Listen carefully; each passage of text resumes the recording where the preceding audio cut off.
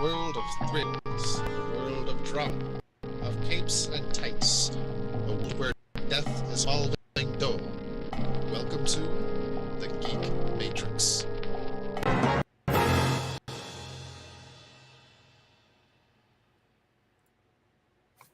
Hello, everybody. Welcome to the Geek Matrix DC Comics Review Show, episode number 263.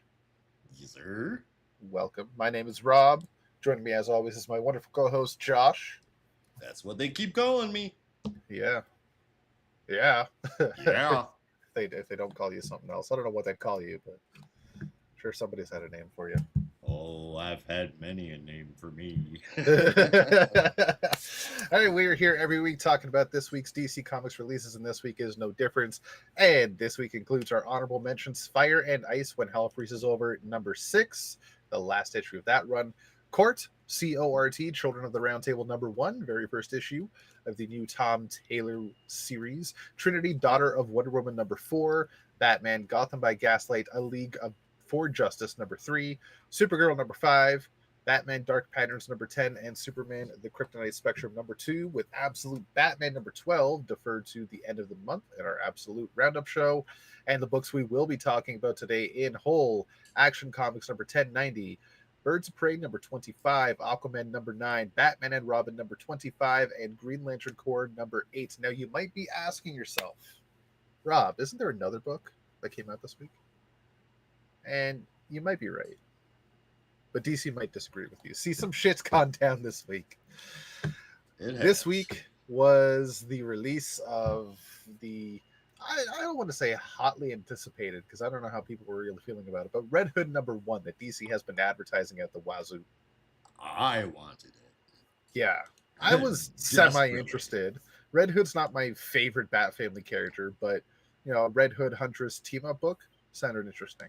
So I'd give it a shot. Red Hood and Huntress are like right there in my top 5. And that's going to be blasphemy for a lot of people going, but wait, there's 4 Robins. How can Huntress be in there? Josh said, exactly. Well, if you follow American politics, or if you don't follow American politics, I mean to say, a well-known right-wing political pundit, I don't know if you want to call him a pundit, activist, got assassinated this week. Charlie Kirk, a right-wing loudmouth political mouthpiece, podcast host, was shot in the neck and died pretty much immediately after saying that trans people shouldn't be able to have guns. And among many other things, but yes, but like immediately after saying trans people shouldn't have guns. Yes. But he also said, like, I mean, well, that wasn't. Okay, that doesn't matter. He said that, but yeah, yes. He also said a lot of other stupid shit. The writer for Red Hood posted some tweets on Blue Sky that did not go over well with some people, whether it be DC execs or Warner Brothers execs. They decided automatically, not only did she get banned from Blue Sky, apparently for the second time, but cancel Red Hood immediately. Issues 2 and 3 are no longer coming out, and issue 1 is being refunded to all retailers that did purchase it, not 24 hours after the first issue's release. 2 things to take from that: 1, if you have a copy, hold on to it. If you can get to the store, try and get one, because that thing might be a collector's item and worth a lot of money in 10 years. Wish I could have. Yeah. It's, in my opinion, a bit of an overreaction on DC, because with the 3 of us, Brandon included, who is on vacation right now, but he's been chatting with us throughout the day. There's been numerous other DC, I was going to say characters or cast members, but DC workers, employees that have done some other maybe way worse shit that are even still working there to this day, or didn't face their just desserts for many, many years after the fact. And this just seems a bit of an overreaction, in my opinion. And That's just my opinion, but not necessarily the opinion of the show. And speaking of opinions and not necessarily the opinion of this show, I will give Josh exactly 2 minutes of rage time.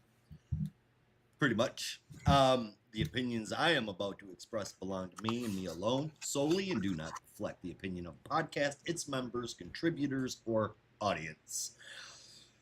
Skip forward roughly 3 minutes just to be on the safe side. Hey, This I is said about two. Red Hood issue number 1, and this is how I'm going to address this. Eddie Berganza, executive editor at DC Comics, appointed in December of 2010. By 2012, because of unspecified indiscretions, he was demoted to group editor. Early 2016, Berganza had been linked with physical sexual assault on women, forced kissing, groping, sexual harassment in November of 2017, while after all of that, being put in charge of some of the biggest books at the time, including Dark Knight's Metal, he eventually started Alternate Empire, a comic publication company with Eric Esquivel, who was also fired by DC in 2018 for sexual harassment. Scott Lobdell, writer for DC Comics.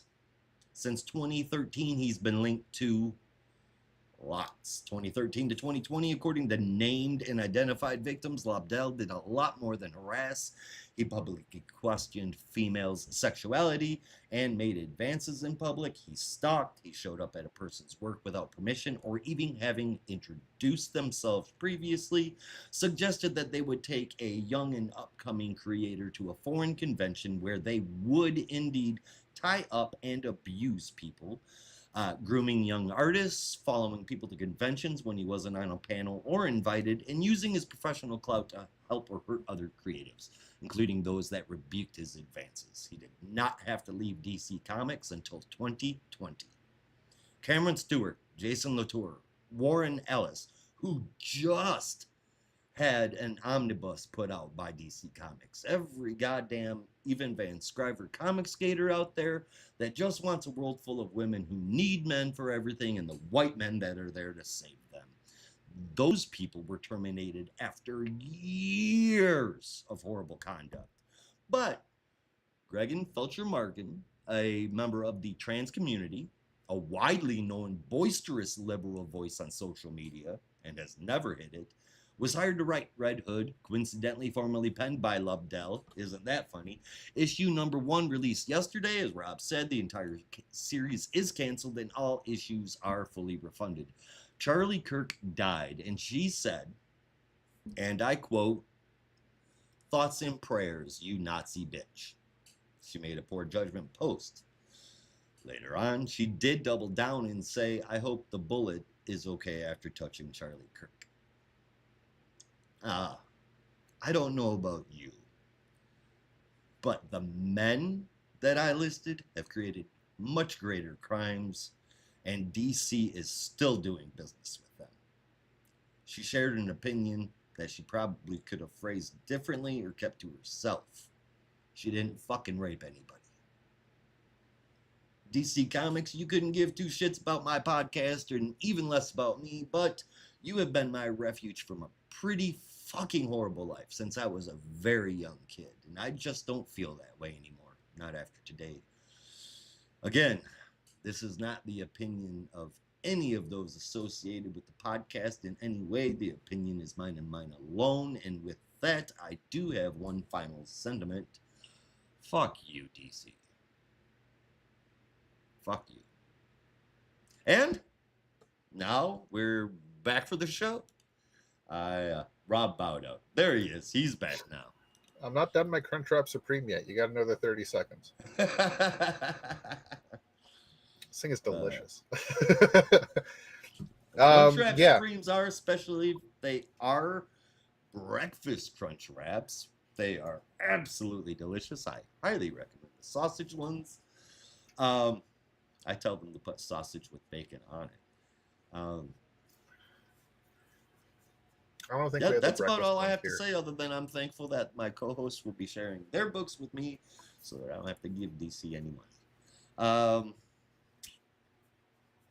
That's it. That's it. And we have a total of 5 books to get through. Action Comics, Birds of Prey, Aquaman, Batman and Robin, and Green Lantern Corps.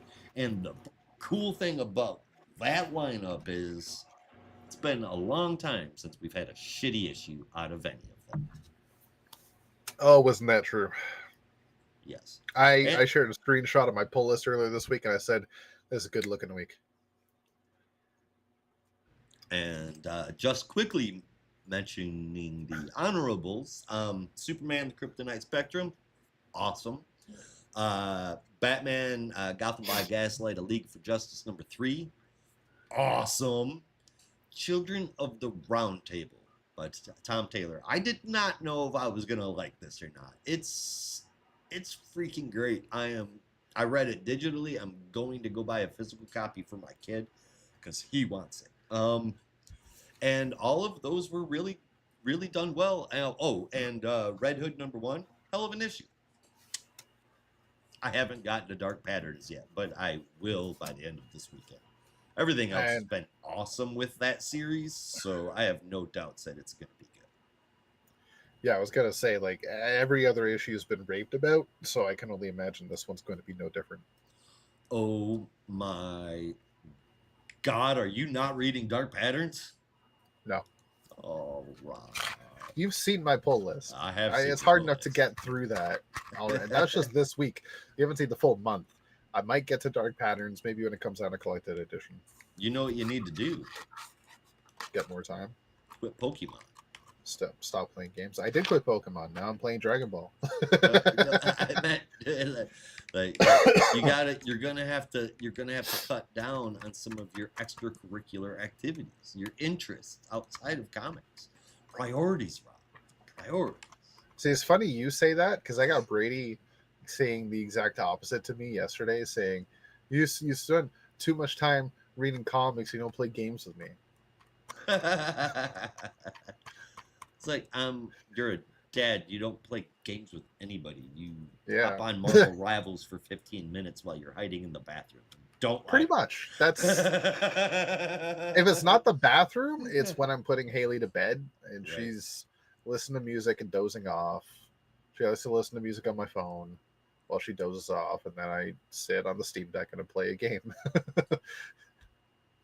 Right on. Also, one more thing I could say about Taco Bell: they started putting some nacho dust on their fries. They call them nacho fries. They're fucking delicious. Yeah, the nacho fries are pretty good.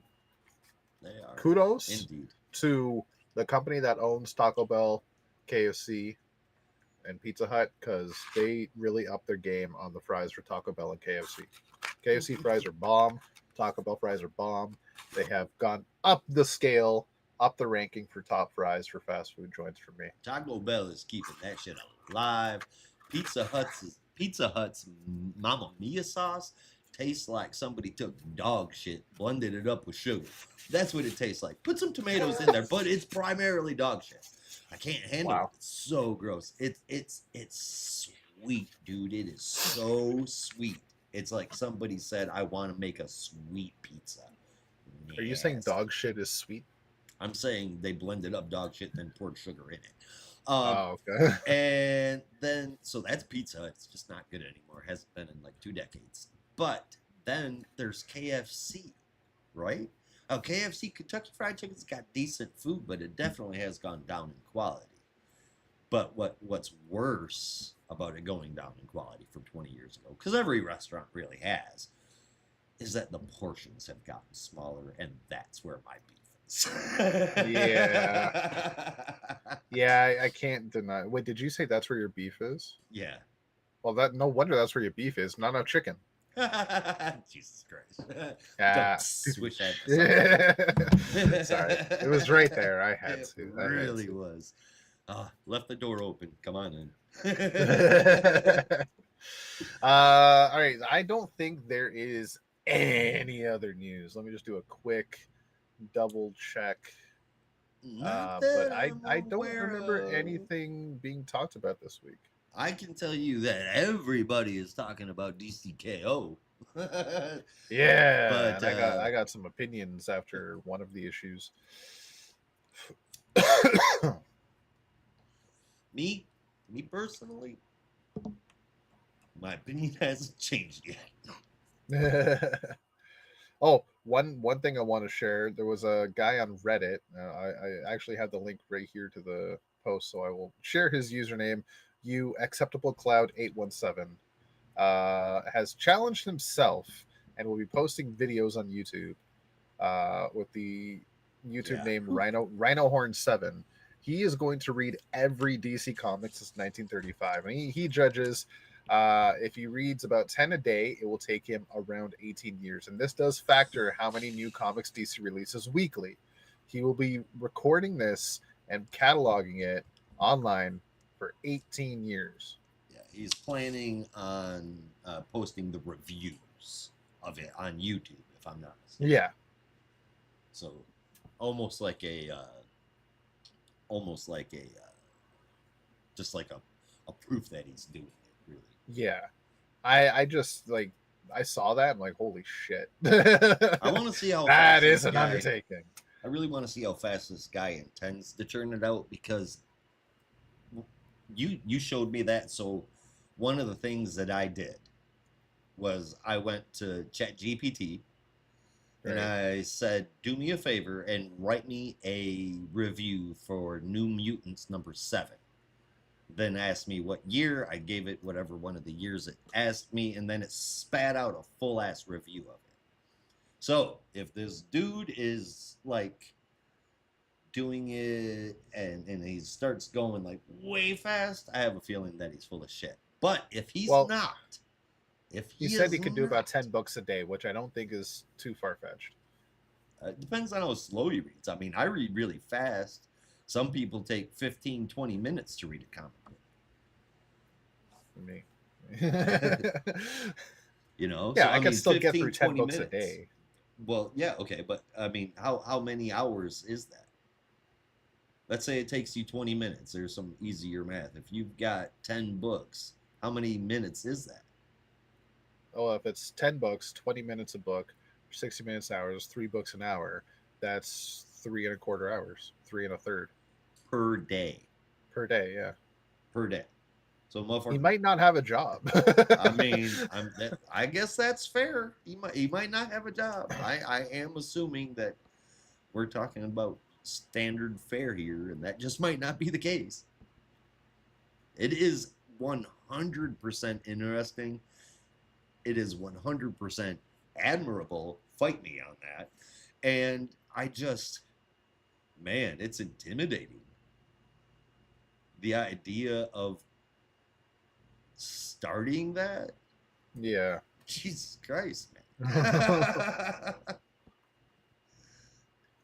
man. it's a crazy thing. Yeah, and oh, can you imagine how hard he's gonna have to force himself to get through the late 40s, 50s, and early 60s?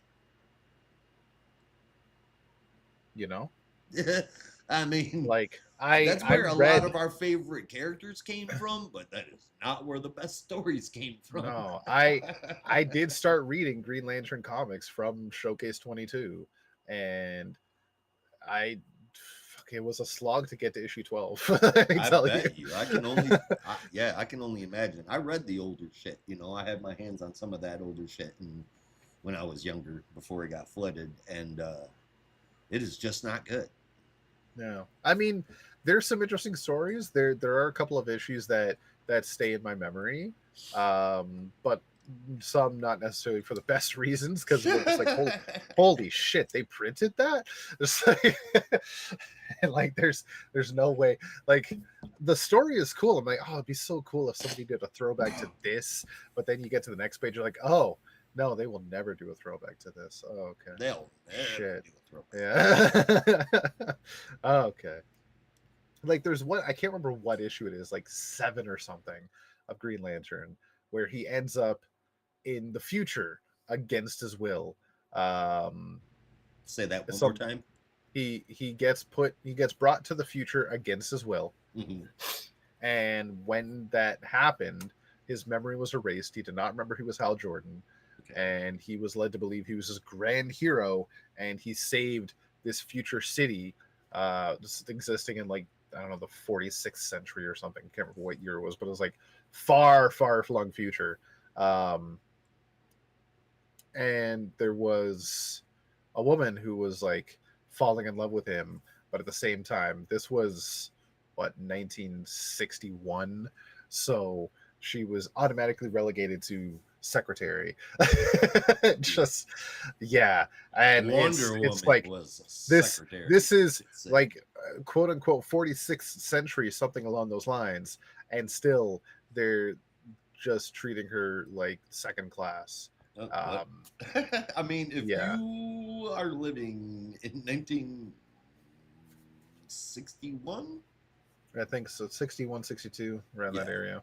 Uh, if you're living in 1961, you're probably living in a world where you honestly can't imagine where women aren't Yeah, homebound or receptionists.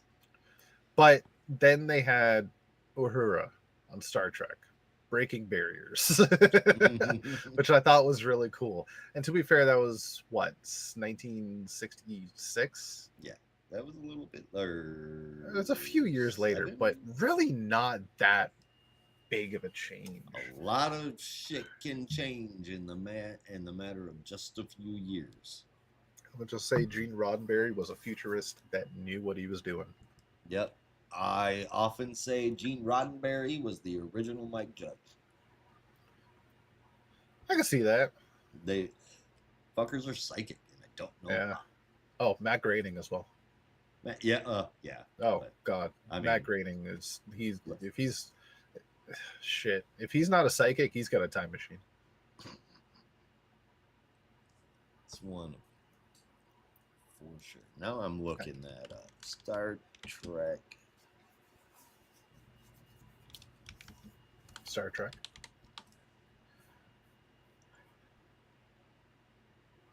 What about Star Trek?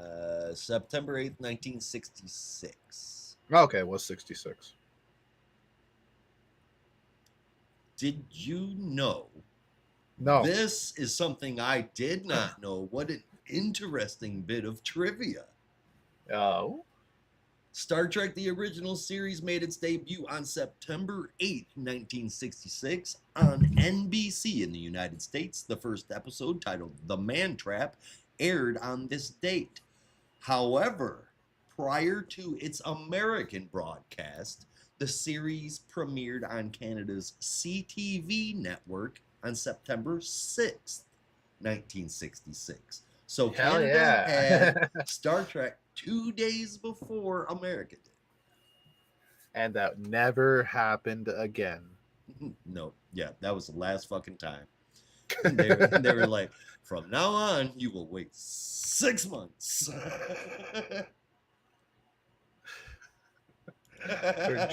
Jared Keeso read that fact and said, "Hold my beer." Right. Yeah. Letterkenny is coming to Crave first. Hulu 2 days later.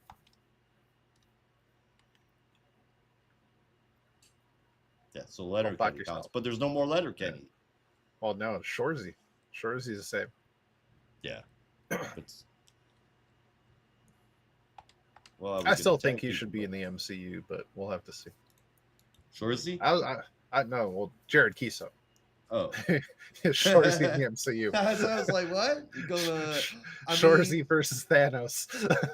I mean, like, they're bringing in Logan, right? I mean, like, could definitely have a friend named Shorzy that plays hockey. Yeah. You're gonna tell me Logan and Shorzy wouldn't get along? Oh fuck yeah! I'm just picturing Shorzy going up against Thanos now. Just, holy fuck! Who let Grandma send? Is your dick purple too, bud?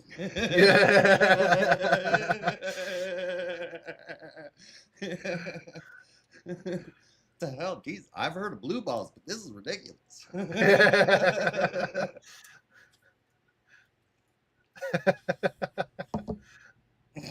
Thanos, tell your mom to stop calling me. Oh my god. She doesn't respect the time zone difference. And Josh will be laughing about that for the rest of the day. Oh god, that'd be good shit. That'd be good shit. Marvel, make a what if episode. Just one more cartoon. With Shorzy in the MCU. I'm so Yes. down. Fuck yeah.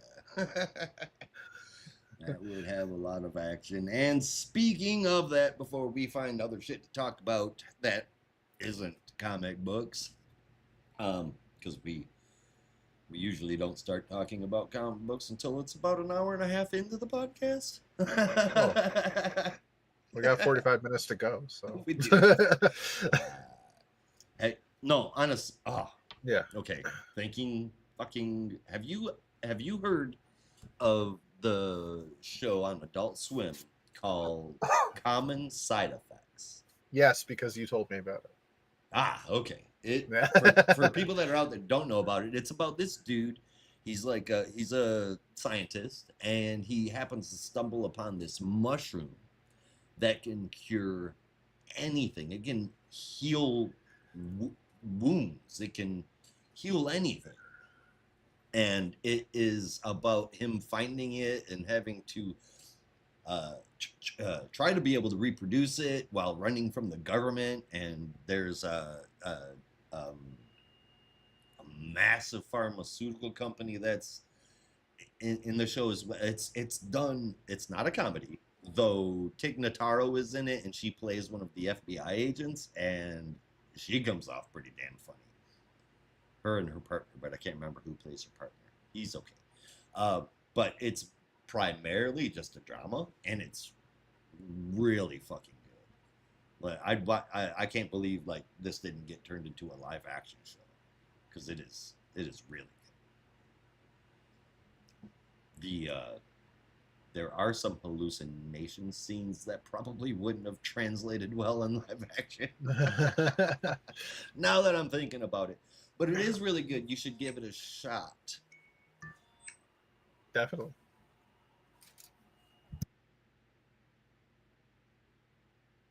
For those that were watching it, I was not aware, but the final season of Upload has come out, and it is 4 episodes, and it is done.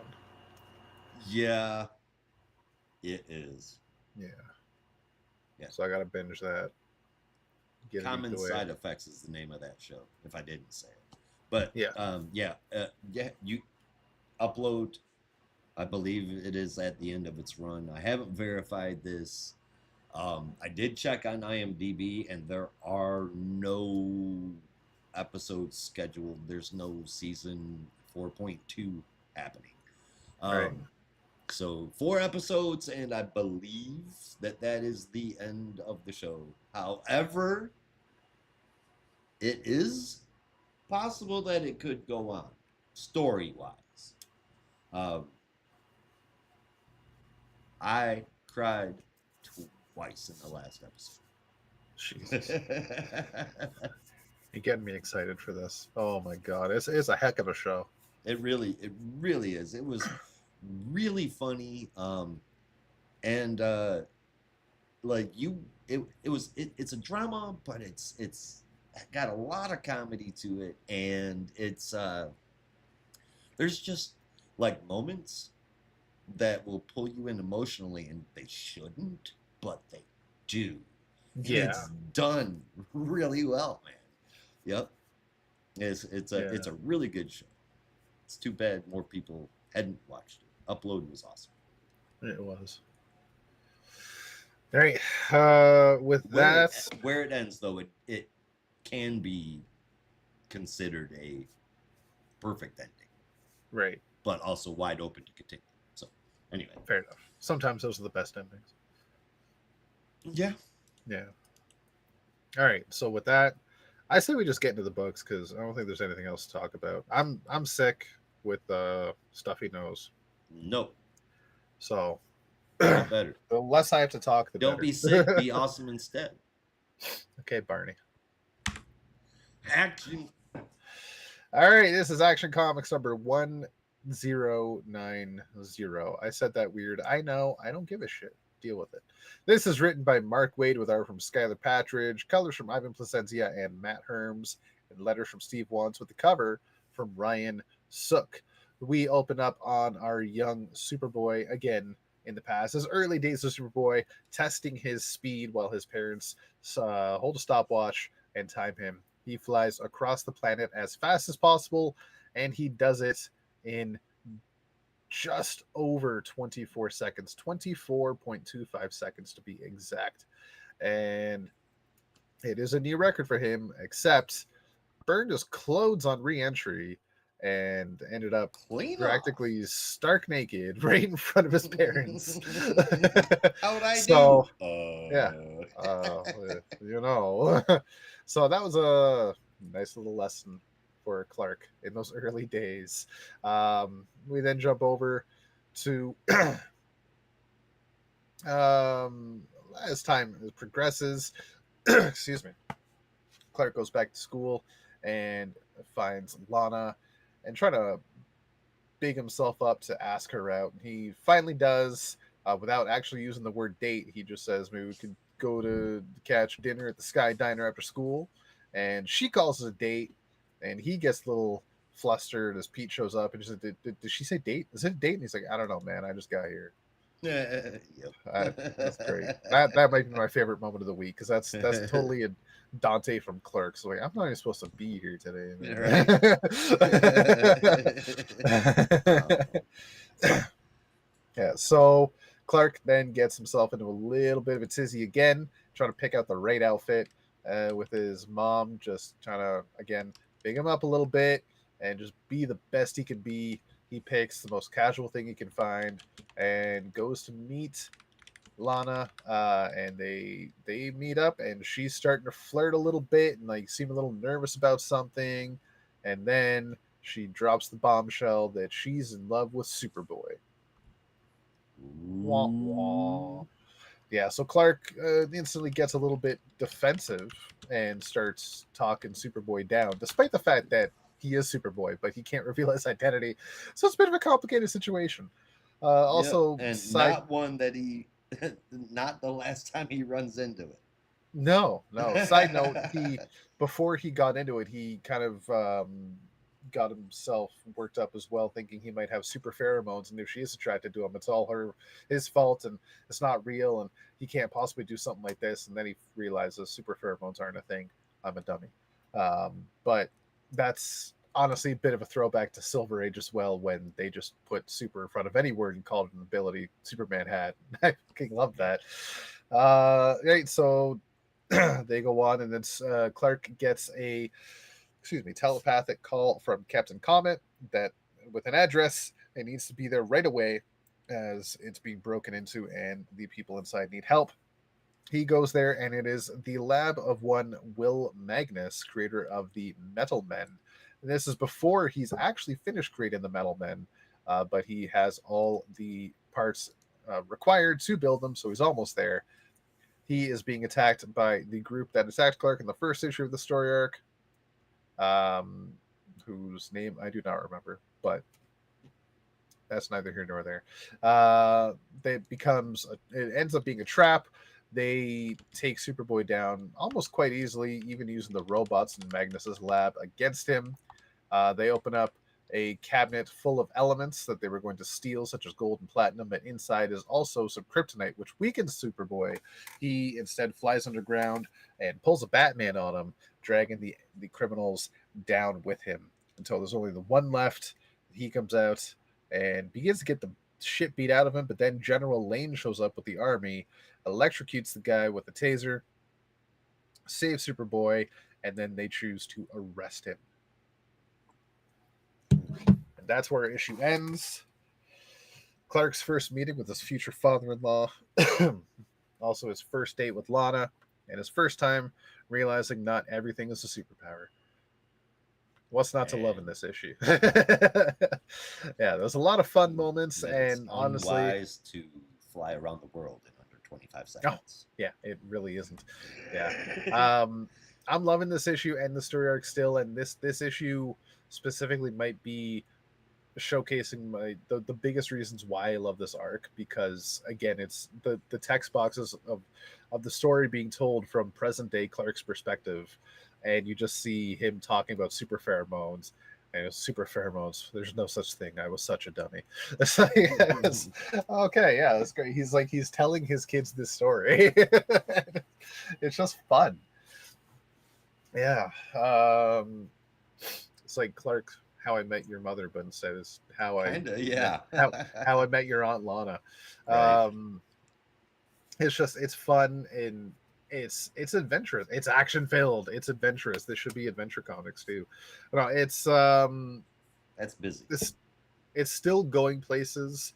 It's still got me curious what's happening with Captain Comet, and I'm wondering when the other shoe's going to drop on what his whole deal really is. Is he really just working with the government and questioning Superboy's methods? Is what he told Superboy true about his dealings on other planets, that he witnessed other heroes rise up only to fail?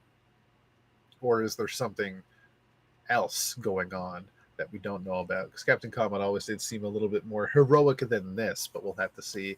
Also loving the little throwbacks to moments in history, like Will Magnus pre the Metal Men, but showing signs that he is close to completing them. He's got the elements, he's got the robot bodies, just needs the oh fuck, what are they called? Shit, the thing. Responsimeters? Responsimeters, thank you. Yeah, just these responsimeters to put it all No together. problem. I know, I was just blanking on that. It was like Rotoflex, no, not Rotoflex. That's something meter, but I can't think what it is. Thank you for telling me. It's responsimeter. Yeah, it's fun. It looks great. It reads even better. This gets a 9 out of 10. All right, I think it was fun.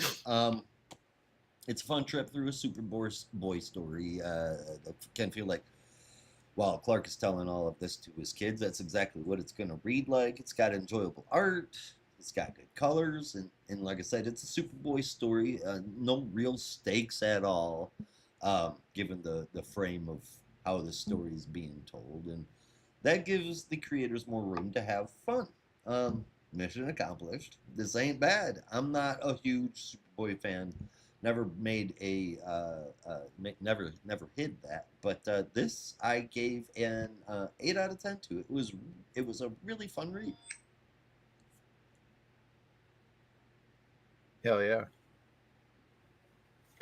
Excuse me. And now we're gonna fly on over to, like, what are they in Gotham? I don't remember now. They're all over the world these days. It's the Birds of Yeah, they Prey. are all over the world.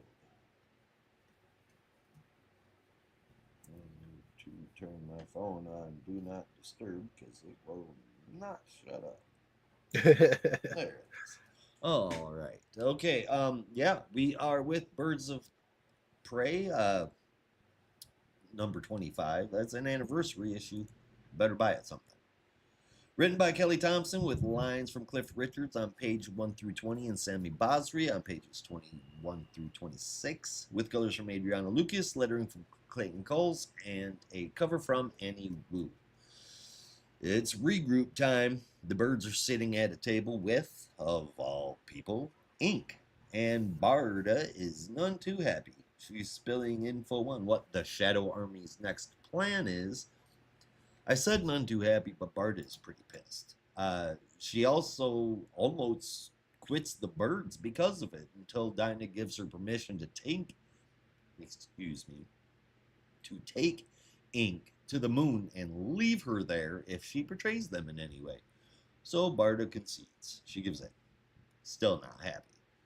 We also quickly find out that Ink got here from using Meridian's tech, beat her up really bad, and then stole it, and then Meridian broke it so that she couldn't use it again. So the birds split up after they go, and they go after the 3 different bases that the Shadow Army has. Cass takes one on herself with Copperhead. Sin and Black Canary go after another where we find Velvet, Tiger, and Golden Lion. And then the third strike team is Ink and Barda going after Damon Prime with relative but not fully successful attacks. The birds regroup. Now it's time to go after them in the game. They all don op suits and then they're all able to change their appearance. They step into the machine with Oracle that Oracle made to be able to put them into the game, and starts the upload. And then Dinah, Cass, Sin, and Barda all go full bad guy. We don't know if it was from the attempt at the upload into the game or if it was from the cloud that filled the chamber they were in, but no one reacted to the clouds. So who knows? In any case, the issue ends with Barda saying, "So many lovely birdies to crush. Knock, knock, little oracle. Let us out. We'll be good. We promise." And I think she's lying. I think she's lying. What was your first clue? Uh, uh, when she said the birdies were lovely to crush. Yes. Yeah, that does sound pretty evil. Yeah. That does. It does. Okay. Yeah. Review. First, okay, Damon Prime, that's an okay name. But in an article I read earlier today, somebody kept calling them LOLtron, LOLtron, and now I really wish that was their name. I've seen some people unimpressed with this series online, but they must just have bad taste. This has been awesome. The art is awesome. The story is awesome. The birds are awesome. The book is awesome. I gave it an 8 out of 10. Wait, who called it Loltron?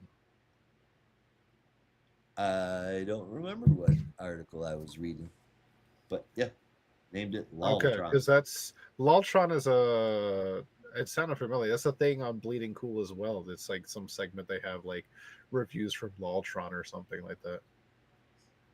It wasn't on Bleeding Cool. It was on something else. Huh. Yeah, they referred to it as Loltron over and over. Never once used Damon Prime. I am stoked about Ink that they finally referenced her period in the future, and we got kind of a time frame on where she's from. So it's not just like she's immortal and she lived this entire fucking time till like 50 years in the future where she runs into Terry McGinnis and she's still the criminal. No, this is probably after all her adventures with Terry McGinnis, excuse me, and then ends up back in time, and now she's here to stay. Which is really, really interesting. It's interesting for two reasons, what you're about to say, and the fact that it also puts Meridian in the Batman Beyond universe. Yeah. I mean, I think we already knew that. Did we, though? We knew that she was from the future, but we didn't necessarily know that parallel with Batman Beyond. Because Batman Beyond isn't technically canon yet, right? It is and it isn't. Like, it's canon to itself, but it's not directly lined up in a time frame that's from the main DC universe, right? It's always consistently 50 years in the future. Yeah. Okay. Yeah. So like it's always the quote unquote future of the DC universe, but as the shifting timeline goes, so does the Batman Beyond timeline, always consistently 50 years into the future. Where it used to be the year 2050, now it's 2075. Yeah. So but it's not that it's not canon. It also exists in its own universe in the multiverse. But I think that's more so for specifically the Justice Legion, I think is what they call themselves. In the future? In the Batman Beyond? Yeah. Yeah, Justice Legion. And then like where it's just Batman is kind of like in the future of the main universe. Because if you remember Convergence, or not Convergence, was before that. Future's End, he was a big part of that, and that was in main continuity. That's right. So that pulls him in because everything matters now. Okay, cool. Direct line. Granted, that was like 10 years ago, but still. Still, direct line though. It puts him exactly. So then Meridian is definitely in the Batman universe, Batman Beyond universe. But no, I didn't know that it was that. But I guess laying that timeline out, makes sense. And the last issue of the last Batman Beyond ongoing, not Neo Year, Neo Gothic or whatever, the one before that, I think part of Rebirth. I'm pretty sure he had a team up with Wonder Woman. Hmm. Don't quote me. I just remember he had a team up with a prominent modern day hero. I don't remember exactly who it was, but I'm pretty sure it was Wonder Woman. Okay. Yeah. It was kind of cool for the very last issue. It's a shame to see it go because I love that book, but I read that shit out of that. We need another Batman Beyond book. Stat. Batman Beyond Neo books. Those are awesome. The Neo books are awesome, but I also wouldn't mind an ongoing. Yeah, Not that's just true. Why can't they multiple just make 6-issue limited Neo books into an ongoing? because it needs stories. And you, sir, you haven't even read all of the White Knight universe titles, and I'm I mean, not disappointed in you. not all the tie-ins. Like I didn't finish Red Hood, but I think I read all the others. Red Hood was it starts off kind of dirt, but then it ends really good, and then I seriously you've got to read Generation Joker. I forgot about that one. It Yeah, it I gotta check focuses it out. on his kids, him Yeah, and it's unless I did. Was that a one shot or was that a mini series? no, that was a mini. That was a mini because I do remember reading something about his kids, but I don't remember I if mean, that they was just weren't just beyond the in White that book. Knight or They no, I know, were but I read a story that across. focused on his kids, Mhm. but I don't remember if that was beyond the White Knight or Generation Joker. So I have to go back and check. I might have read it. Check it out. It was fun. I love that Yeah. whole universe, and I love the Batman Beyond universe. I don't know it as well as you do, but I do. I know the broad strokes and all of the characters and shit, and Uh, they're just developed really good, and I would like to see that because the there's Neo a Gothic books are great. they are little fun fact for you in the original Batman Beyond comics based on the animated series. There was the very first Black Lantern pre Blackest Night. This is circa like 2003, 2002. I don't remember that. Did All did you right, read the animated series comics? no, Well, then you that wouldn't because you that's never where saw that's where it it. appeared. Oh, okay, that's all that's right, where it was. Yeah, all it right, was the comic book that they were publishing based on the animated series. Remember they did right, one yeah. for I do Batman Gotham remember that Adventures, happened. Superman Yeah. Adventures. Yeah, Yep. so they had one for that because there was the Justice Legion, there was the Green Lantern in that universe, Cairo, and they had an issue for Cairo when he went back to Tibet and he had to go up against his arch nemesis Blacklight, who had a ring that used black light um, as its power source, as an antithesis to himself, to Cairo, which essentially made him a Black Lantern before there were Black Lanterns. I just love that little fun fact, and I love throwing that out to other Green Lantern fans. Like, did you know Jeff Johns did not invent Black Lanterns? Yeah. Just thought you should know. Actually, Black Lanterns been around since 2002. The Right. same. Yeah. Now, Anyway, now you get to actually anybody that's a Star Trek fan because they're never gonna know there will that be some Trekkies that know. Jeremy didn't. Jeremy I didn't. Caitlin Jeremy probably didn't. didn't.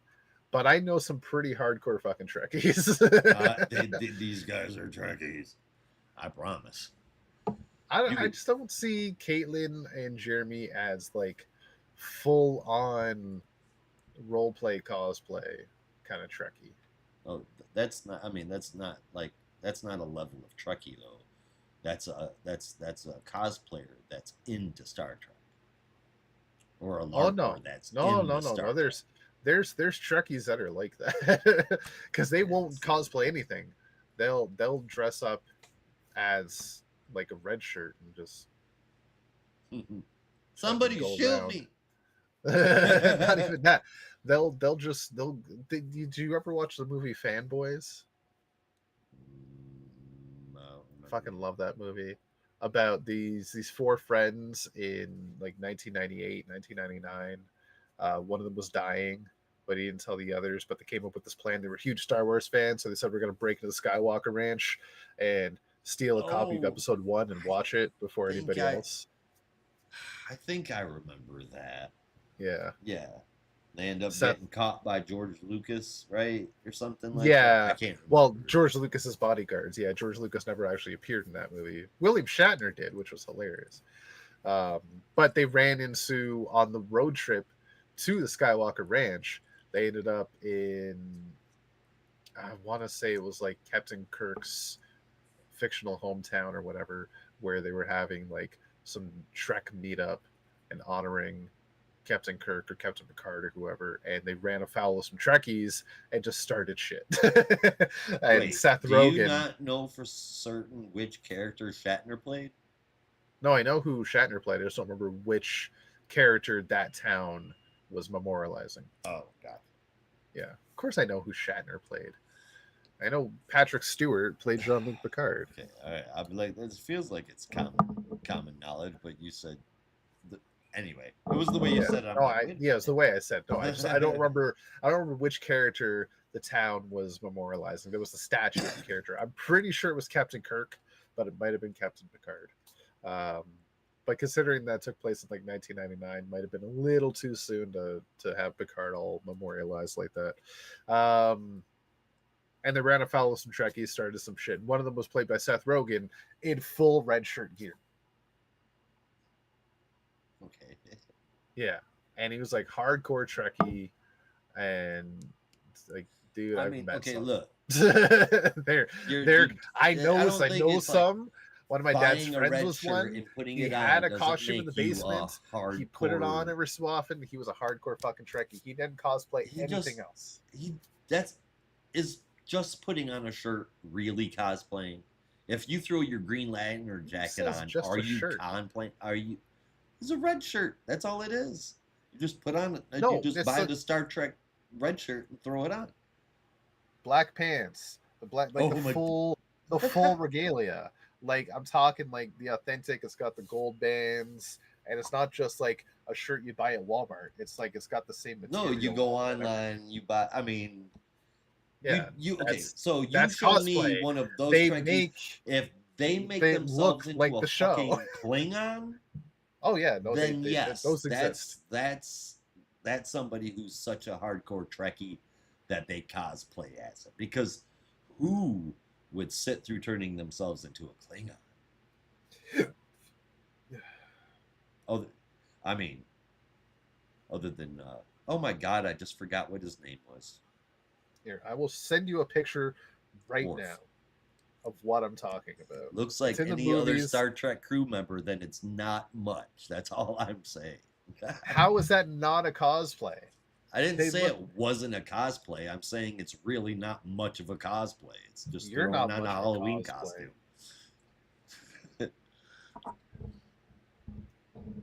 There's some detail put into these things. Look at the wig on that woman.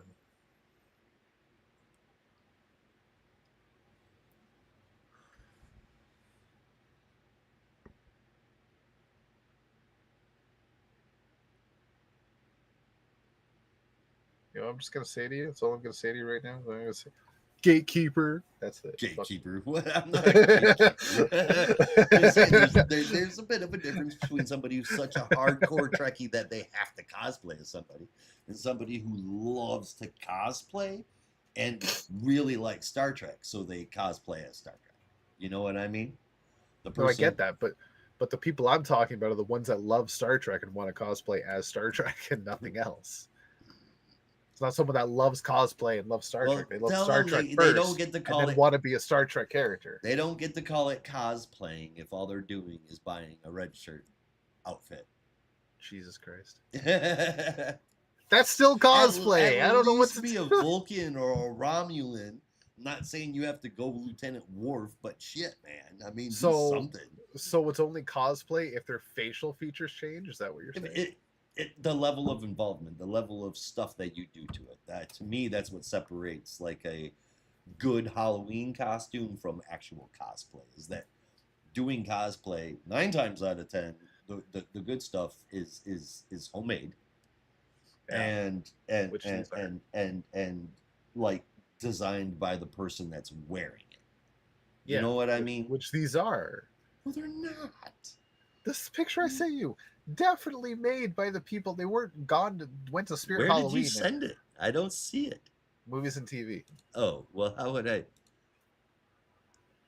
Definitely not. They went to Spirit Halloween and picked a fucking costume. When's the I last time didn't we were say at that you Spirit went to Halloween? so I could Where find else do you get Halloween costumes these days? you know okay, so it's an expensive Halloween costume. Oh my god. It's literally shirts and pants. All right, It's I'm high putting this quality up. stuff. I'm not saying they don't look good. I'm just saying I wouldn't call that cosplay. Not on a significant level anyway. Like there's nobody that I'm following that's a cosplayer that posts pictures like that. You know what I mean? I will find some. not I that know plenty. not that I think are like really good anyway. Okay, Um Cammy from Street Fighter. No, you struck a nerve. Good now, good sir. Cammy from Street Fighter. What does she wear? One piece fucking swimsuit, right? Is that a cosplay? So you can just buy that off the rack. No, it's like very minimal cosplay. It's buying something off the rack, throwing it on, and saying I'm a cosplayer. But you're not. Oh. You're just somebody that dressed up as a Star Trek character. Don't insult cosplayers like that. A lot of hard work. Good sir. A lot of hard work goes into cosplay. Yes. Which is not the same as dressing up as a character. Star Trek costumes had some work put into them. Maybe not the level of work you think is worthy, but work was put into them. How do you think they got all the extra bits on them, like the Starfleet emblem and the gold cuffs? Open up a web browser and order that. Yes, or but order that was all not the pieces ordered. around it. It was definitely not ordered. Rob, count how much time. Just think, how much time would they have had to do to put those little tiny gold liblets around the sleeves and a Star Trek communicator on their fucking chest? How much time did they have to put into that? So it's the level of time that sets a cosplayer apart. I just said it's the level of effort that somebody puts into it. So there can never be a Doctor Who cosplay. Then is what you're saying. I think that it would be really, really, if like a Doctor Who cosplay. You're trying to you could piss off a lot of no. You have to have it has to be picture perfect. You have to look just like one of the doctors. Period. Or another one of the characters on the show, but something that is intricate. Well, I'm sorry, I don't have Matt Smith's hair. Matt Smith's hair? Who the fuck is Matt Smith? Jesus Christ, he was one of the doctors. Also, the dancing guy from Morbius. Oh, right. Yes. And House of Dragons. And okay, yes. He's got such a generic name that I don't. Josh, I need you to know how painful it is to say the name Matt Smith. You be confused, and the only way you recognize him is by referencing fucking Morbius. The weird guy dancing in Morbius. The one horrible part in Morbius. Yes. Horrible part. Like, what is he doing? I said that out loud.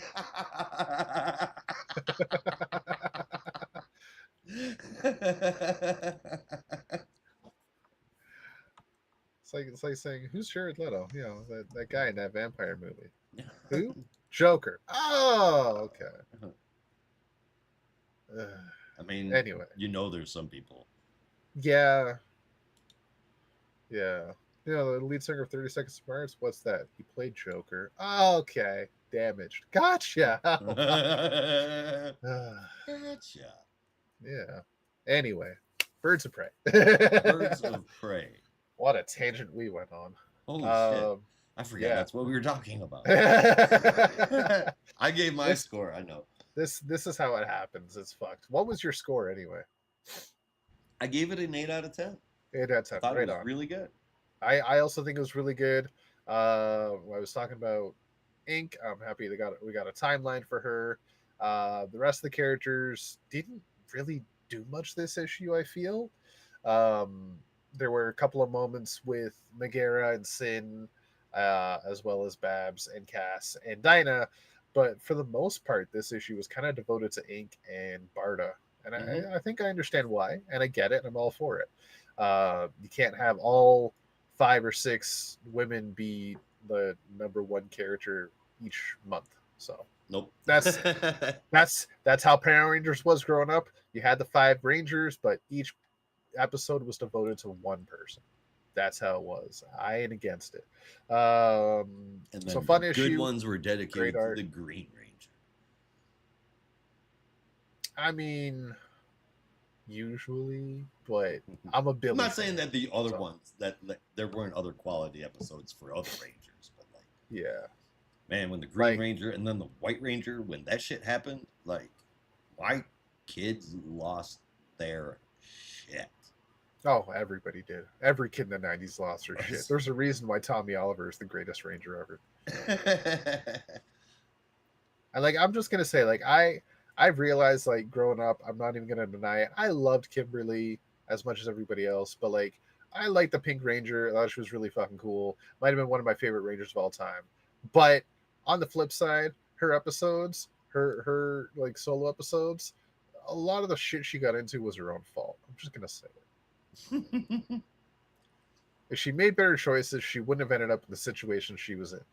The others, I they got have a attacked. phrase for that. She put herself there. I have a phrase for that. It's What's that? called the Daphne. The Daphne? Yep, Yeah. like from Scooby Doo. Yeah, I see that. Yeah, that's probably It's a trope. accurate. Yeah. Right. So no, Birds Prey was great. Uh, fantastic stuff. Check it out. 25 issues. Not a single bad one yet, I think. This 8.5 out of 10. Right on. We're Indeed. gonna swim on over to our next book. Yeah, from the air to the sea. Let's see what we got. Remember when I said I didn't want to talk much and then I proceeded to go off on you? I just remember, yeah. I don't know how we transitioned from Batman Beyond to cosplaying, but I I mean, don't here we are. remember, I really don't remember. Something about the movie fanboys, and I don't remember how it happened. Nope, no Anyway, idea. yeah. Anyway, that's Anyway, that's the fun of listening to us talk, is you never know what's gonna fucking happen. Anyway, yeah, neither this is do we. Aquaman number 9. Caitlin To the says it's deep blue cosplay. Fuck you, sea. Josh.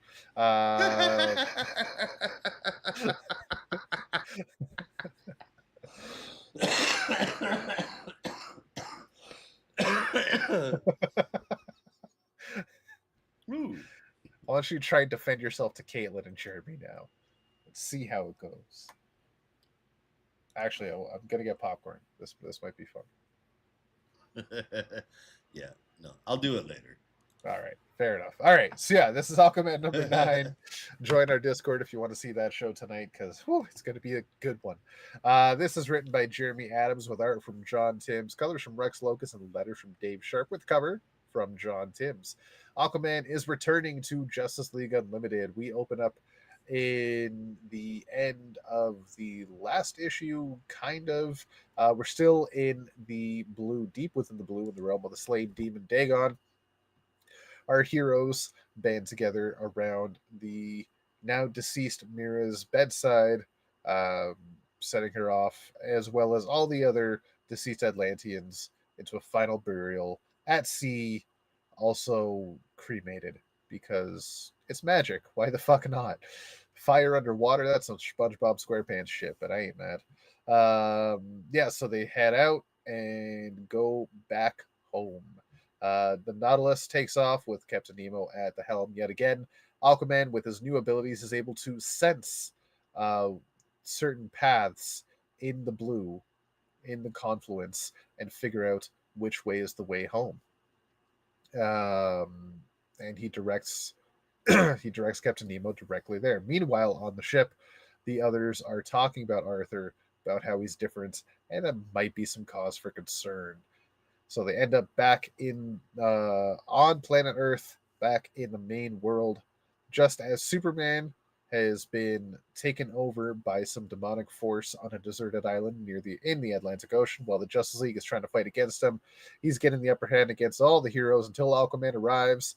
It's like just full on takes a punch straight to the face from Superman, but takes him down quite easy. And then he summons his Blue Warriors, the quote unquote Justice League Blue, come together and take on Superman all together, take him down, and using some magic are able to excise the demon from his body. And together they all recuperate, head back to the Watchtower, and talk about just what's happened. Arthur fills Batman, Superman, and Wonder Woman in on his adventures, and realize that maybe now he just needs to have a bit of a change. He heads back to his quarters and has some memories about Mira when he realizes maybe things do have to change. He's got to start over. He shaves his beard off, much to my chagrin, and then heads off into Earth's oceans to look around and just reacquaint himself with the seas. With his new abilities, he will be able to look over the seas in all better ways possible. Even looks over the ruins of Atlantis, where these people used to exist, and then swims away. But as he's swimming away, he's shouted after by none other than Mira, excuse me, alongside Jackson and uh, Tempest, whose real name escapes me, Garth, um, where they are their young selves again. And Mira exclaims, "Your father has returned." Because Andrina, baby Andrina, is there with them. So the Atlanteans are still alive. They're still there. And I'm happy. I just have one question. And if I remember right, way back in issue 1, when Atlantis was stolen, there was just a crater left. And in that crater's place was an Omega gate, Omega symbol gate. That's all that was left. So why is Atlantis back now, and what happened to the Omega symbol gate? Well, That's my question. I think that that is the old Atlantis, has been returned. It's aged. It went through what Dagon put it through. But I think that that was the actual Atlantis. I don't think that Mara and Jackson and baby Andy and everybody, I don't think that they were living in whatever this is. Because it Yeah. looks just as aged and decrepit as, like nearly exactly like what we saw in the blue, right? Yeah. I Okay. mean, yeah, maybe. I'm trying to remember if it even ended up in Atlantis. Because I know they found the people, but I'm pretty sure the people had left Atlantis at that point. They found Atlantis. It was just like They in did. It was ruins. like destroyed. Yeah. Yeah. And Oh, okay. if I'm remembering how it was depicted correctly, it was the same in this issue. That's what I thought. Like Atlantis had been returned, Mara Jackson, etc., came to Atlantis, saw Arthur leave, and came out. Yeah. My other thought was that maybe Atlantis was always there because Mir even says your father has returned, as if to say, like, he left as opposed to they left. So maybe Atlantis was just magically hidden from view Mm-hmm. by Dagon, but then that doesn't explain the aged up versions. I don't fucking know.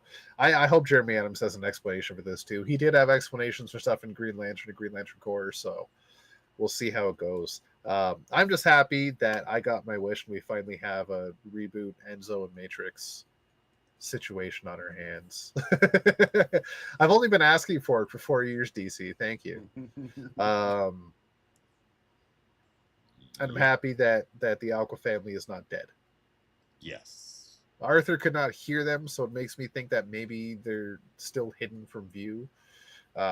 Who knows? Also, what happened to that Omega Gate? Also, if you didn't notice, when Arthur was directing Captain Nemo through the currents of the blue, just as they were heading back into the main world, there was an alpha symbol of the Greek alphabet.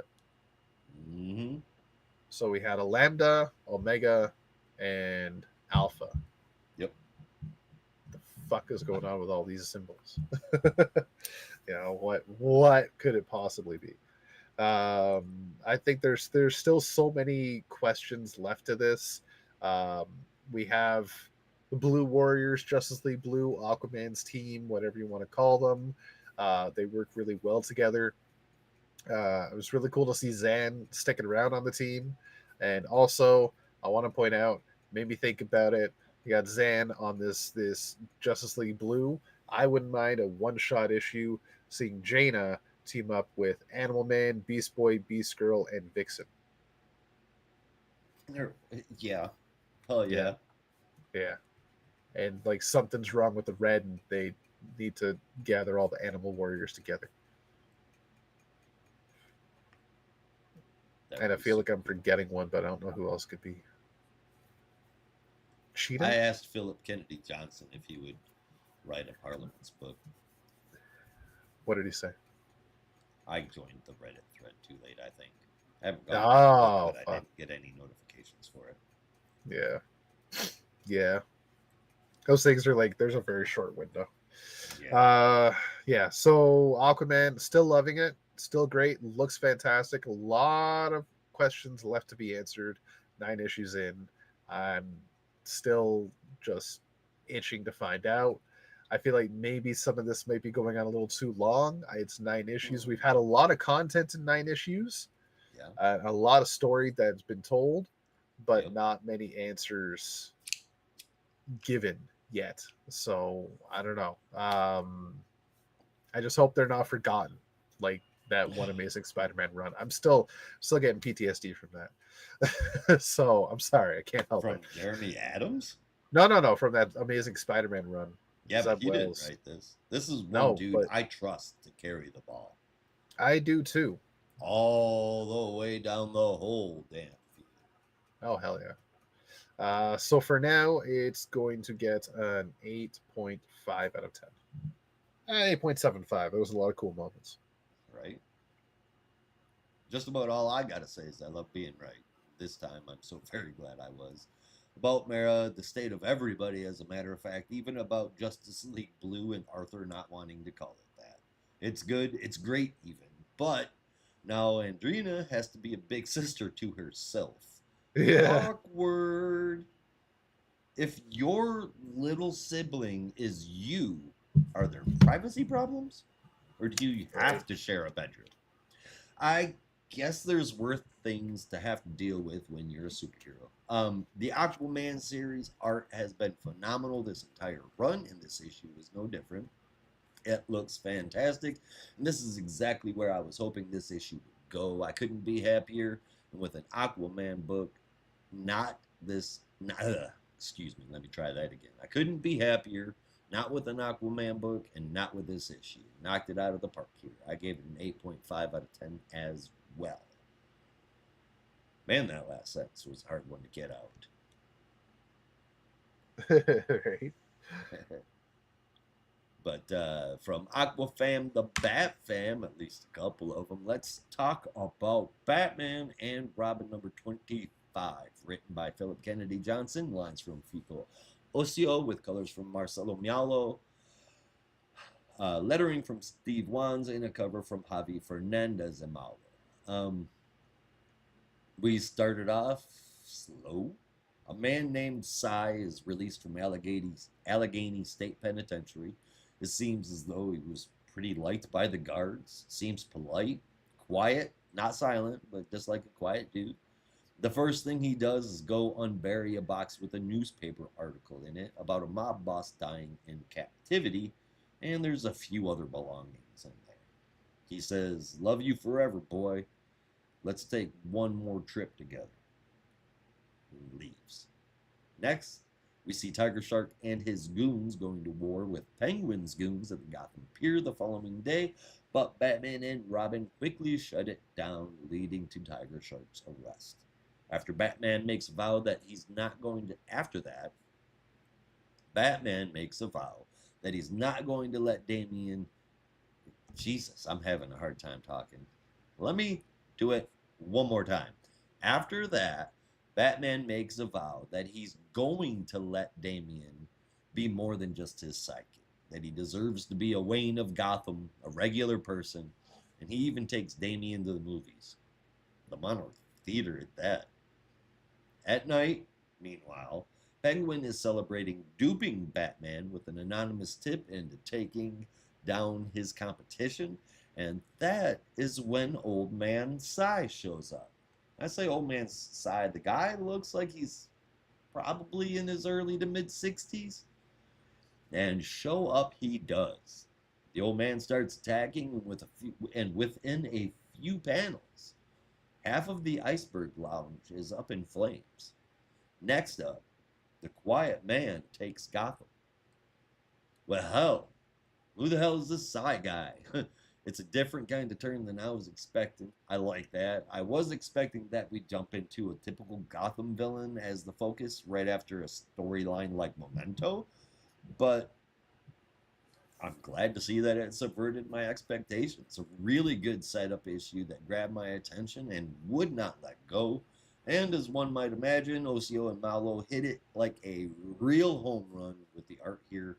All in all, this was just great, and might I add, more interesting than the number one of a correlating series. 8.25 out of 10 for this one. Hell yeah. I just want to shout out the corner box on this issue. It is live and in color, and it looks great on the cover. Certainly does. Also on the cover, I don't know if it's just the contrast. I have to look at it again, but you can't really see the ears on Batman's cowl, so he just looks like man. Well, that's a shout out to the Arkham subreddit. Man. They're there. It's there. They're the small, shorter ears, but they're there. It's just, I don't know. On the monitor, it's really hard to tell because of the white background. I don't know. It's probably the contrast based on the screen. Yep. But inside is fan-fucking-tastic. I love Damian's new costume. It looks really good, which might, I have to look at it again. It might just be the same as old costume, just different colors. But it looks so great on him, and they contrast so well together. and this whole run so far with PKJ just really hammering home this Bruce and Damian as father and son dynamic is fantastic. And Joshua Williamson was doing a lot of that too, but I think PKJ is handling it much better, picking up the reins from Joshua Williamson. And it's fun, it's heartfelt, it's touching, and it is nice to see some more run-of-the-mill Gotham villains as like a brief period before we get into this new villain, Quiet Man, which may or may not have ties to a past Batman villain that we might not realize. Yeah. We will have to see. Yeah, it's great first issue for this new story arc. I'm excited to see more. They have a great dynamic together, hence them called the Dynamic Duo. This gets an 8.5 out of 10. Well, all right. I have to say, compared to Williamson's run, Kennedy's run is out of this world. And speaking of out of this world, so is our next book. Yeah, it's Green Lantern Corps, number 8, part 4 of the Starbreaker Supremacy crossover. This is written by Morgan Hampton and Jeremy Adams, with art from Fernando Pazarin and Auclair Albert, colors from Marie Prianto, and letters from Dave Sharp, with cover from V. Ken Marion and Pascal Ferreira. We open up on the Castle of the Desolate Stone, where the Gray Lantern currently resides, where Nathan Broom is contemplating his decisions as he no longer feels sorrow, but he also can't feel a thing, and he's starting to think that maybe that was the wrong choice.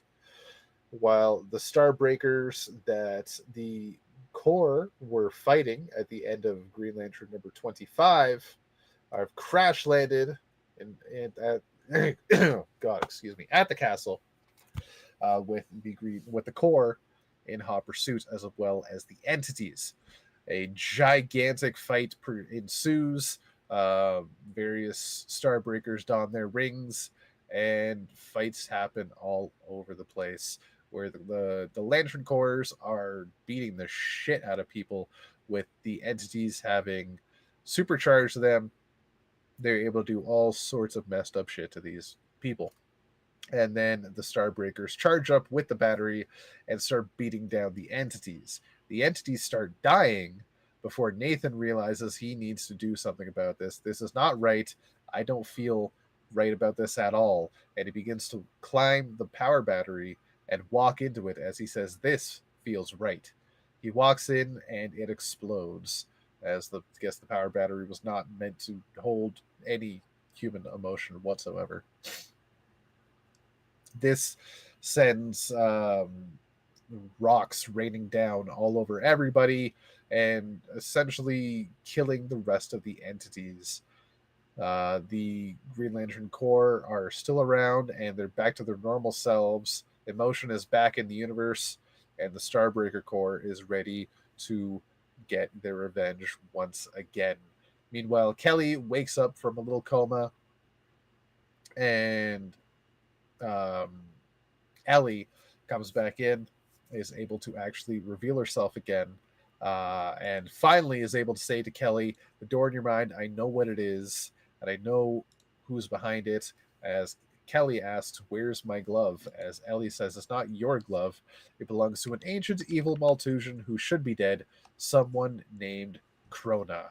As we see on the very last page, Simon wearing the gauntlet and looking rather evil. Next issue, the Mad Guardian Krona is back. Okay, so yeah, I like the most part. I'm sad to see the entities gone, because I feel like there could have been, like, you brought them back. Why kill them off so soon? There was so much potential to be had with the entities. I feel like you could have had so much to do with them. Um, and I'm not happy about Krona. I'm gonna just be honest. I'm not happy about it. You're not happy about it? I'm not happy about it. What? Yeah, I know you probably got to the last page and you're like, "Oh, Rob's gonna be so excited." Nah, B, I'm not. I'm not happy. I'm not happy about this. Oh, Um, wow. yeah. Add on to the fact that you had the Red Lantern Corps teased on the cover, because I know they're supposed to be making an appearance in this crossover. I thought it would be this issue, and they've yet to show up at all. There's two more parts of this story arc, so there's still time, but they're part of the connected covers for this portion of the storyline. And I can't wait to see them make an appearance in it, because it's going to be fucking dope.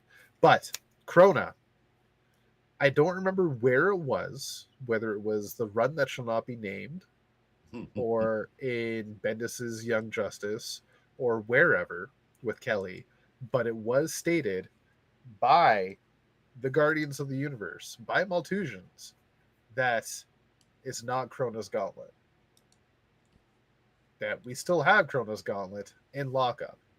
So it can't be Krona's Gauntlet. And all the scans we've done on this, all the studies and tests we've done on this, prove that it was not made by Krona. So we don't know where it came from. Right, I remember that. Yes. So there's obviously a mistake. Well, And seeing Krona with that on does not mean that it belonged to Krona. It just means that Krona came. Got it. but how is Krona back? Because it sounds like Krona's inside the gauntlet. Because. Oh, did you take it that way? Well, that's Simon wearing the gauntlet at the end. We don't actually see Krona. Krona was inside Kelly's mind. Yeah. Now he must be in Simon's. Yeah, like his life force, his energy or whatever is in the gauntlet. There's It could very something well fucking be weird. that he left a portion of himself in the gauntlet in some point in time or It whatever. can't be the same gauntlet, or it wouldn't make any sense. And there's no way It fucking Jeremy Adams is gonna wouldn't. flub that. It wouldn't, unless it did happen in the run that shall not be named, and he's choosing to ignore that little tidbit. I don't But think I, it for did one, though. I think that cannot shit. forget. No, I think that all of that shit happened after the run that shall not be named. Did it not? I'm pretty sure it didn't, because anything that happened after that run was Jeremy Adams, and that happened much older than this. Pretty sure, anyway. I have to go Who back and wrote look. the debut of Kelly? Uh, Bendis, and then she next appeared in the run that shall not be named.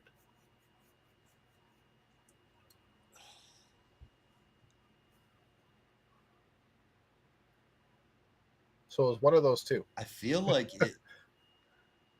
No, it wasn't. It wasn't soon. It was not soon. So it wasn't that run. Yeah.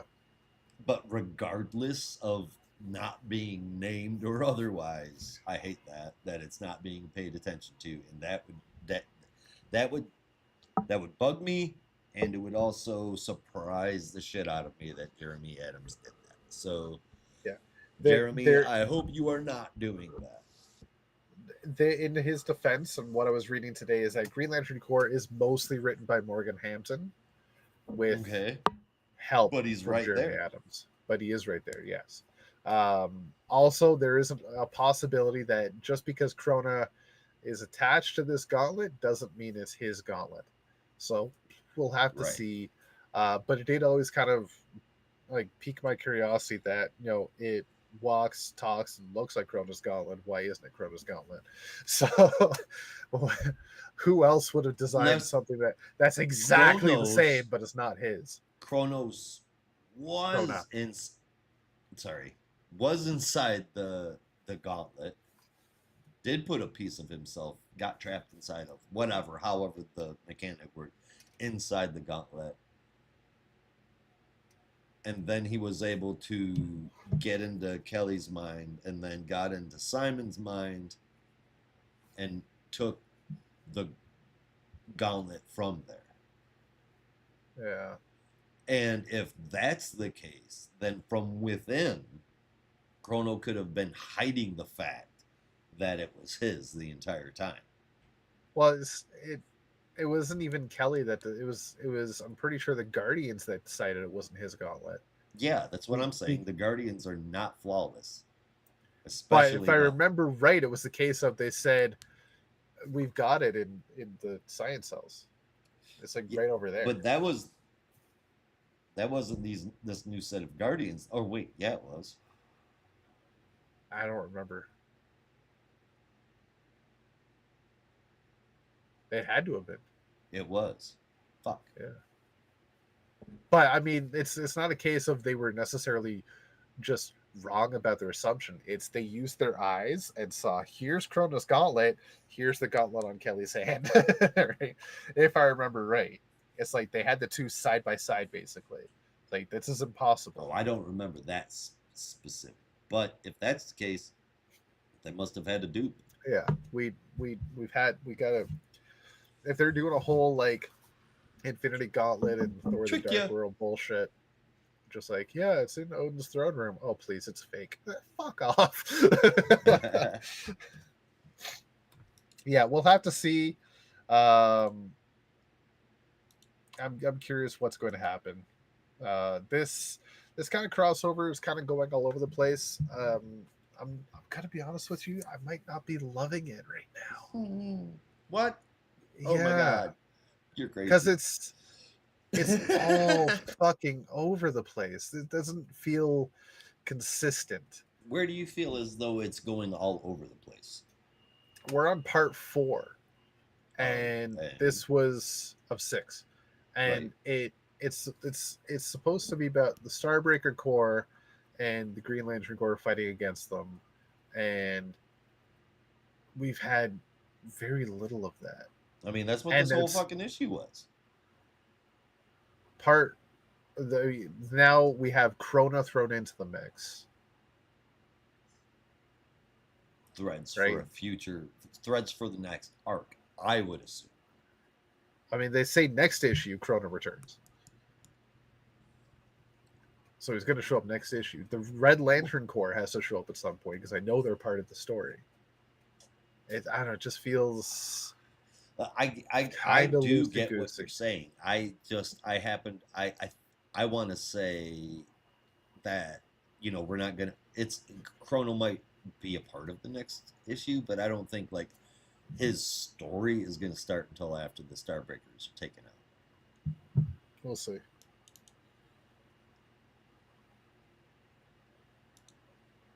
We will have to see Green Lantern number 27.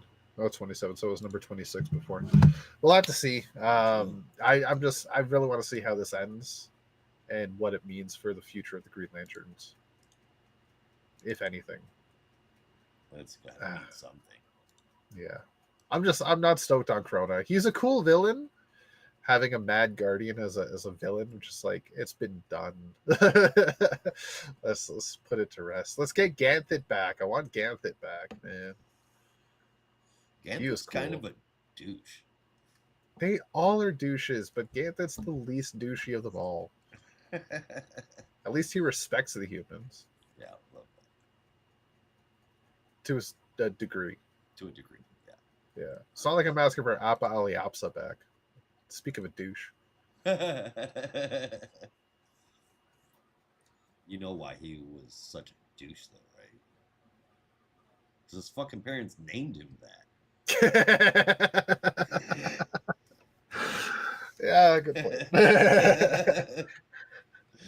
All right, for Green Lantern Corps, though, we finally got some color back in the universe. They Wizard of Oz this shit. So I'm going to give it an 8.25. Well, for me, it was, holy shit. I wish I knew as much as Rob did about the Corps so that I could try and figure out what the loss of the entities is going to mean. What it means Very for the little. lanterns that still have no battery for themselves. And Wait, what? Oh, like the other colors. yes.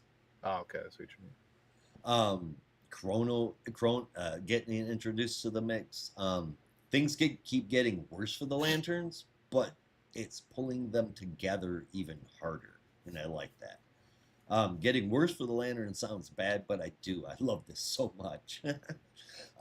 Seriously though, it's everything I want. It's a fantastic book with art that's spectacular, amazing Green Lantern stories. I look forward to both Green Lantern books regularly now. They keep getting better and better as far as I'm concerned. This was the absolute best kind of boom for me. I gave it an 8.75 out of 10. Well, yeah. Hell yeah. I like Glad it. you enjoy it. It's good stuff. I'm Green sorry Lantern you Corps was my lowest scoring book this week. And honestly, it was going to get an 8, but I bumped it up a little bit. That's rare. That is pretty damn rare. That doesn't You happen. you and Brandon gotta understand as well. Like so when it comes to your favorite characters, you're a little harder on them. Yeah. Yeah. Yeah, I'm very critical of Batman books. Yeah. Very critical of Batman books. And Batman related books. Anybody that's in the Batverse, like Right. I tend to be really fucking picky about. Yeah. All right. So, excuse me. Okay, so do top 3 and favorite moment. That sounds like a plan Let's for get me. into it. My top 3 are as follows. Batman and Robin number 25 takes third place. Second place goes to Aquaman number 9. And in first is Green Lantern Corps number 8. My favorite moment is Rob's least. The last page of DLC because it made me say out loud, whoa, oh, holy shit, oh no, fucking cool. And if one page can do that, it's pretty damn good. Yeah. That's actually crazy. My top three is almost the same. I got Batman and Robin at number three, Aquaman at number two, but Action Comics going to take number one, with my favorite moments being Pete Ross. But like, I don't know, man. I just got here. It was so off the cuff and out of the blue, just like that. That made me laugh. That was funny. That was pretty fucking funny. All right, then I guess the next thing for us to do is gonna be pick our favorite cover, and we've got Action Comics, Birds of Prey, Aquaman, and and Batman and Robin. And Green Lantern Corps. Oh, and Green Lantern Corps. Okay, yeah. My bad. I can't wait to see all of the covers put together. I'm gonna stitch them into one picture digitally.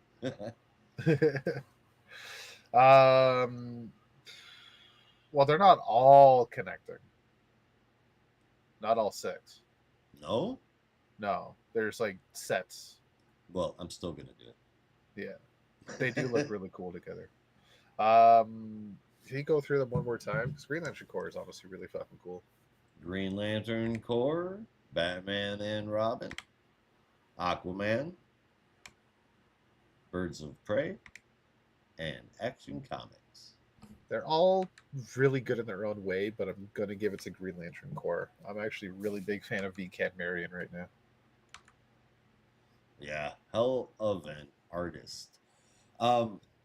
Man, with me, Aquaman, Action Comics, Green Lantern Corps, Batman and Robin, each of these covers had absolutely amazing high quality. Sign me up for a virgin print art. But there's something that I feel is so cool about the Birds of Prey cover that I'm going to have to choose that one. Fair enough. I think that was pretty cool. Yeah. All right, guys, that's it. Thank you, everybody, for watching. We will be back next week covering all of DC's weekly releases. Same Geek time, same Geek channel. And that's the show. We're getting out of here, so you'll have to as well. Be careful out there. And remember, in the Geek Matrix, everybody has a home. In the Geek Matrix, you